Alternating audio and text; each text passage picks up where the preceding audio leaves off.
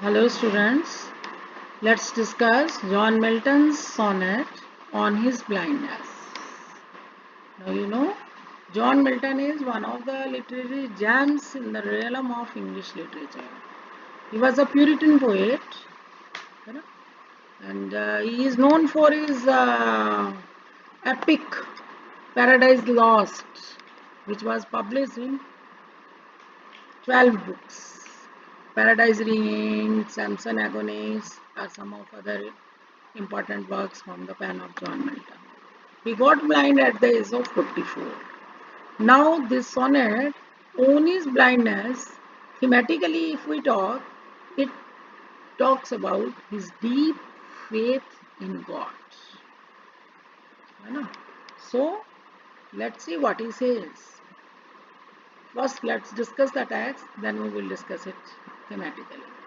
When I consider how my light is spent, or half my days in this dark world and wide, so he says, whenever he considers how his light has gone, light matlab eyesight. Whenever he thinks about this thing, how his eyesight is gone, or matlab before half my days, uh, before he has completed half of his days on this earth, whenever he thinks about this thing, how his eyesight has gone, even before he has completed the half of the journey of his life, in this dark world and wide, and this world has become dark from him, and the world seems to be so wide. तो poet क्या कह रहे हैं कि जब भी वो इस बारे में सोचते हैं कि कैसे उनकी आंखों की रोशनी चली गई, अभी तो उन्होंने अपनी जिंदगी के आधे दिन भी नहीं बिताए थे और उनकी आंखों की रोशनी चली गई, और वो ये जो संसार है, जो ये दुनिया है, ये उनके लिए डार्क हो गई, और ये दुनिया बहुत बड़ी बड़ी लगने लगी। ठीक है, तो जब भी वो इस इशू के बारे में सोचते हैं, जब भी वो इस मुद्दे के बारे में सोचते हैं कि he has completed even the half of the journey of his life and his eyesight has gone, and that one talent which is death to hide, and that one talent, कौन सा talent? The gift of writing poetry. कि वो जो एक talent God ने उनको दिया था, कौन सा टैलेंट दिया था? पोइट्री लिखने का, which is death to hide. वो टैलेंट उनका सिर्फ उनकी डेथ के बाद ही छुप सकता था, है ना? That talent of writing poetry which God has given him and which could and only after his death, lost with me useless. वो टैलेंट उनके पास यूजलेस पड़ा। Though my soul more bent to serve therewith my maker, although his soul wanted to serve God with that talent। ठीक है, तो क्या कह रहे हैं कि वो टैलेंट जो उनकी मृत्यु के बाद ही खत्म हो सकता था, है ना, वो talent, the talent of writing poetry, the talent of writing beautiful hymns. Hymns मतलब भजन, कि वो तो गॉड की प्रेज में बहुत सुंदर सुंदर भजन लिखना चाह रहे थे, है ना। वो जो क्रिएटिव राइटिंग की गिफ्ट गॉड ने उनको दी थी, वो अब उनके पास बेकार पड़ी है ना। क्यों बेकार पड़ी है? क्योंकि वो ब्लाइंड है, वो कुछ नहीं कर सकते। Though my soul more bent to serve therewith my maker, maker कौन हो गए? God.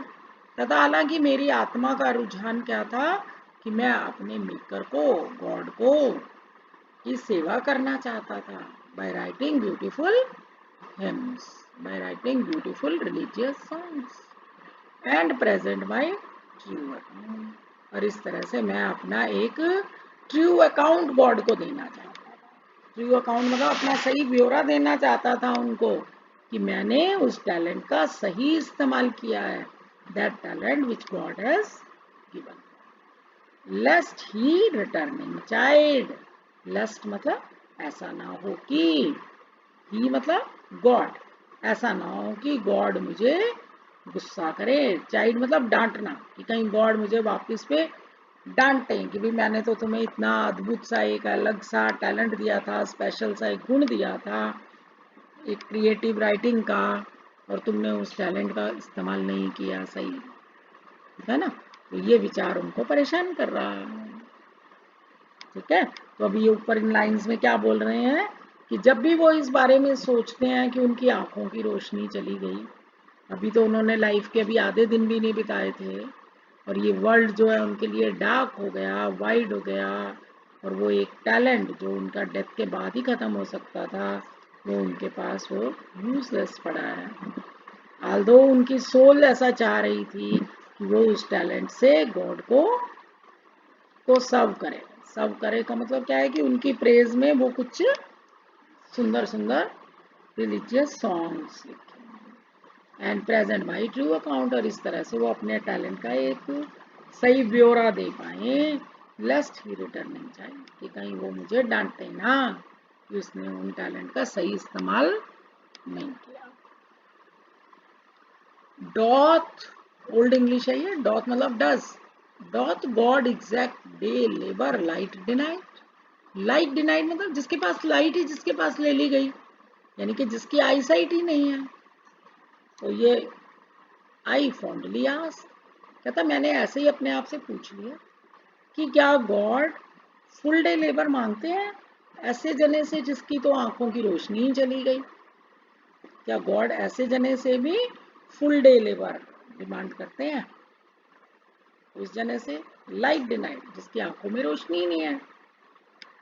But patience to prevent that murmur, patience मतलब उसकी, यहाँ पर पेशेंस का मतलब वैसे तो सहनशीलता होता है, लेकिन हम यहाँ कहेंगे उसकी आत्मा, है ना, उसकी आत्मा, उसकी उस मरमर को, मरमर का मतलब होता है धीरे से जो एक फुसफुसाना, लेकिन यहाँ पर मरमर का मतलब है कन्फ्लिक्ट, जो उसके दिमाग में एक कन्फ्लिक्ट चल रहा था, जो उसके दिमाग में एक विवाद वाला चल रही थी भावना कि भी गॉड क्या कहेंगे, मैंने उस टैलेंट को सही से यूज नहीं किया वगैरह वगैरह।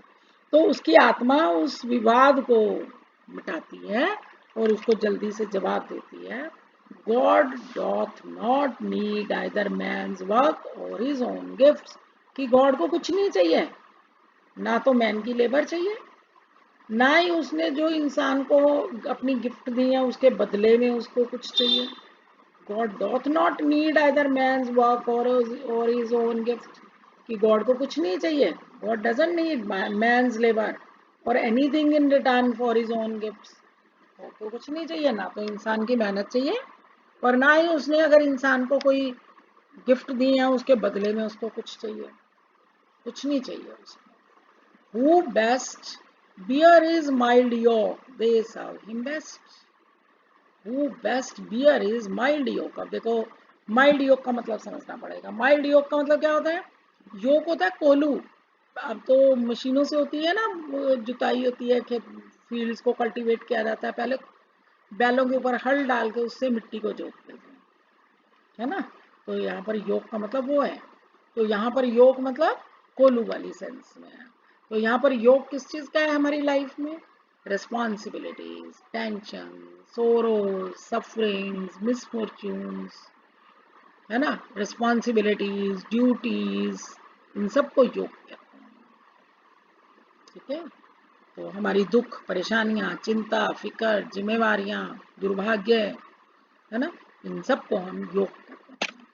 तो जो लोग उस योग को सहनशीलता से उठा लेते हैं, दे सर्व हिम बेस्ट, वही गॉड की सबसे अच्छी सेवा करते हैं। मोस्टली क्या होता है जब आदमी की जिंदगी में कोई दुख परेशानियां होती है ना, कोई दुख तकलीफ हो गई, कोई जिम्मेवारियां ज्यादा हो गई, कोई टेंशन ज्यादा हो गई, तो स्टार्ट कर्सिंग गॉड, हम गॉड को ही कोसना शुरू कर देते हैं। तो दिस इज समथिंग रॉन्ग, जो कि पोइट कह रहे हैं। वो कह रहे हैं कि ईश्वर की सेवा तो वही है कि उसने तुम्हारे लाइफ में जो भी अप्स एंड डाउन्स डाले हैं, जो भी दुख परेशानियां दुर्भाग्य समय समय पर आई है, उसको तुम सहनशीलता से उठाओ और उसके जस्टिस की, उसकी उसकी दया की इंतजार करो, है ना।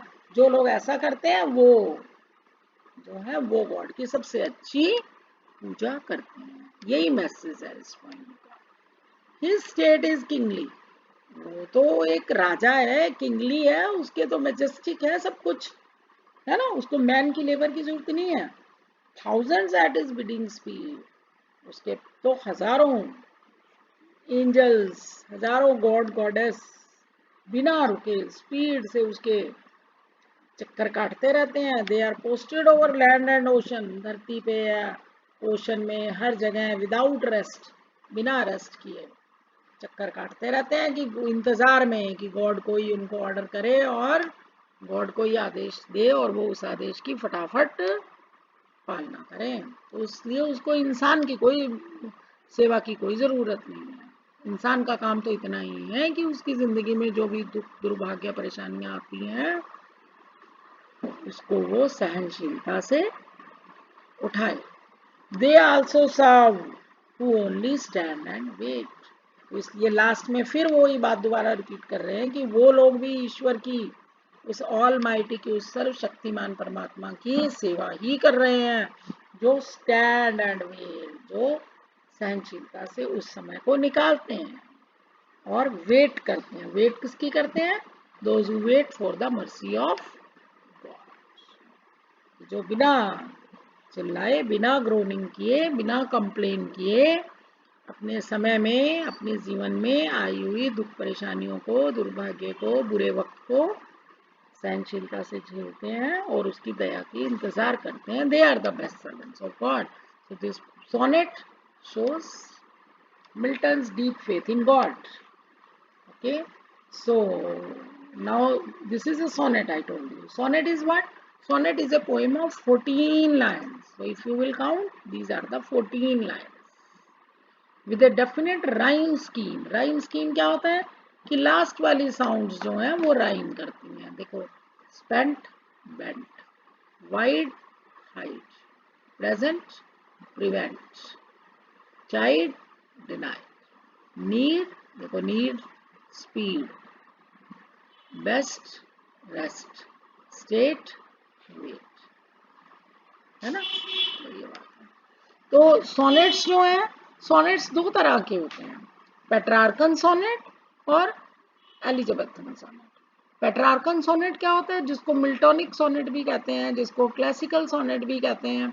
इसमें 8 लाइन का एक ग्रुप होता है, 6 लाइन का एक ग्रुप, है ना। अब ये देखो, यहाँ पर अगर हम बात करें पेशेंस टू प्रिवेंट से अगली लाइन स्टार्ट होगी, है ना। That murmur soon replies God doth, नीचे वाली 6 देखो, यहां से जब आप स्टार्ट हुआ है ना, ऊपर वाली 8 लाइंस के अंदर तो प्रॉब्लम ही बताई है कि पोएट क्या फील कर रहा है और उसको कैसा लगता है, और 6 लाइंस में जो ऊपर 8 लाइंस में बताया है उसके ऊपर एक कमेंट है ना, उसके बारे में व्यूज हैं या एक सॉल्यूशन है। तो this sort of pattern is there, ठीक है। तो ऊपर वाली 8 लाइंस को हम बोलते हैं ऑक्टेव, नीचे वाली 6 लाइंस को बोलते हैं सेस्टेट। दूसरा सोनेट टाइप कौन सा है? एलिजाबेथन सोनेट, और we will say Shakespearean sonnet, है ना। शेक्सपियरियन सोनेट में भी होंगी तो 14 ही लाइंस, लेकिन 4-4 लाइन का 3 ग्रुप बनेंगे और लास्ट में एक कपलेट होगा। कपलेट मतलब दोहा होगा। तो उन 12 लाइंस में तो पोएट ने जो अपनी बात कहनी है वो कहेगा, और लास्ट कपलेट में पूरे 12 लाइंस में जो कुछ भी कहा है उसको कंक्लूड कर देते हैं, है ना। Another point to be talked about here is the rhyme scheme. देखो, spent, bent. We will put here a, small a, spent, bent. ठीक है। Then see, wide, hide. Last sound is same ना, hide, wide, hide. This is sound is different, so we'll put here b, small letter b. तो ये क्या बन गया? a b b a, a b b a, ठीक है। Next देखो, present and prevent, लेकिन प्रेजेंट और प्रिवेंट की साउंड वही है जो स्पेंट और बेंट की थी। तो ऊपर स्पेंट और बेंट का नाम हमने ए रखा था, तो यहाँ पर भी ए ही रखेंगे, ए, और नीचे भी क्या आया, ए, ठीक है। चाइल्ड और डिनाइड की साउंड सेम है, लेकिन ये है वही जो हाइड और वाइड और हाइड की थी। तो यहाँ पर हमने नाम बी रखा था, तो इसलिए इनका नाम भी हम बी रखेंगे। तो यहाँ पर राइम स्कीम क्या बन गई, ए बी बी ए। तो क्या बना, ए बी बी ए, और फिर नीचे भी क्या बना, ए बी बी ए। ठीक है। नेक्स्ट देखो, need, speed, like sound different आ गई ना। तो यहाँ पर हमने क्या रखा, सी रख लो, सी सी। फिर बेस्ट, रेस्ट, ये भी नई साउंड आ गई, हमने यहाँ पे रख दिया डी, और नीचे भी रख दो डी। फिर स्टेट, वेट, ये भी नई साउंड आ गई, हमने क्या रख दिया, ई ई। तो क्या बना अब ये, सी डी ई, सी डी ई। तो राइम स्कीम क्या बनी, A B B A B B A, C D E और सी डी। ठीक है। Another point to be seen here is alliteration. Alliteration क्या होता है, सेम साउंड्स, किसी भी वर्ड की स्टार्टिंग वाली साउंड जो है वो सेम होती है और वो रिपीट हो रही है, साथ के साथ आ रही है, तो उसको हम एलिट्रेशन कहते हैं। एलिट्रेशन का मतलब है कि पोएम जो है, सोनेट जो है, वो और ज्यादा म्यूजिकल लगता है। जैसे वर्ल्ड वाइड, डब्ल्यू डब्ल्यू दोनों इकट्ठे आ गए ना। और देखो कहाँ है,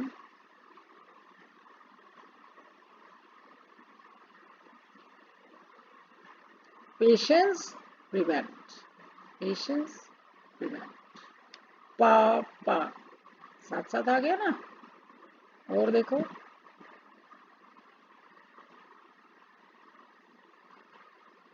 और चेक करो कहाँ है,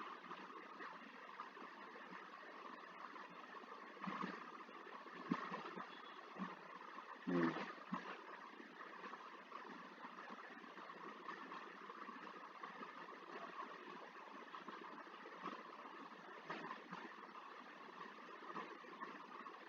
हम्म।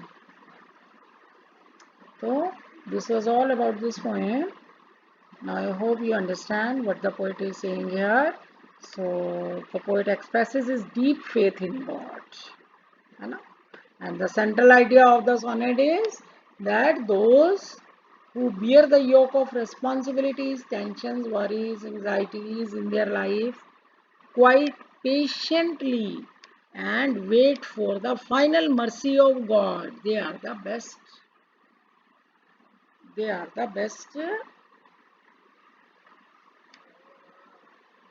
They are the best servants of God. तू कर, बाद में अभी करते हैं।